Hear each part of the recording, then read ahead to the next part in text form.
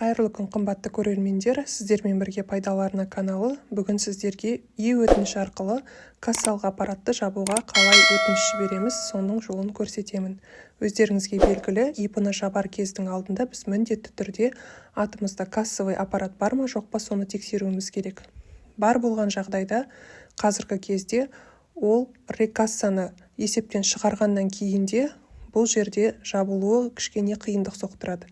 Сол себептен өтініш арқылы біз өтініш жібереміз. Ол үшін өтініш сайтына кіреміз ECP-мыз арқылы. Осы жерден үстіңгі жақта подать обращение деген бар, соны басамыз. Оны басқаннан кейін керекті ақпараттарды толтырамыз. Бірінші вид кодекса. Яғни ол жерге иное дегенді таңдауға болады.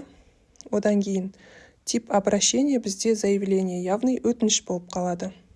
Енді мемлекеттік органды таңдаймыз.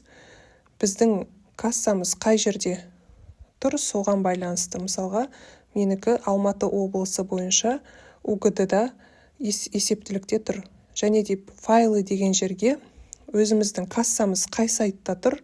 Мысалға, сол сайттан бірінші есептен шығарамыз. Сол жерден регистрационный картасын көшіріп аламыз.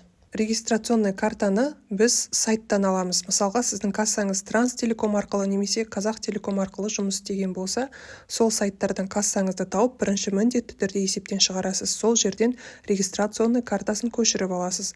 Одан кейін ғана барып осы жерге тіркейсіз. Және де описание деген тұр. Ол описание деген жерге қысқаша жазасыз. Мысалға, мен «Здравствуйте, прошу снять кассовый аппарат ККМ с учета в связи с прекращением деятельности» деп жаздым. Енді астына өзіміздің мекен жайымызды толтырып, осы жерден қай тілде SMS алатыныңызды таңдап, және де ECP арқылы қол қойып жібереміз.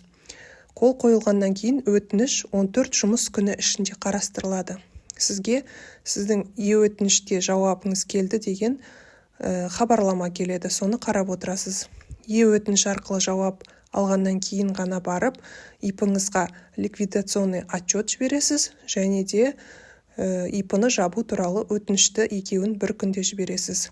ИП-ны ары қарай қалай жабу керектігі туралы видео менің қосымша каналымда бар. Осы видеоның астында сілтемесін қалдырамын. Егер ақпарат пайдалы болса, мен қуаныштымын. Арнаға міндетті түрде тіркеліп, лайк басып, комментарий қалдырып, қолдау көрсетуді ұмытпаңыз. Рахмет.